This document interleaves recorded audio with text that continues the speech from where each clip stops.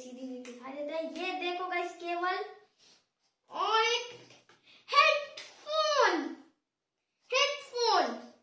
इसमें मैं कलर के बारे में बात करें तो एक है ब्लैक, एक है ब्लू और एक है व्हाइट। यहाँ पर हमारे पास है व्हाइट।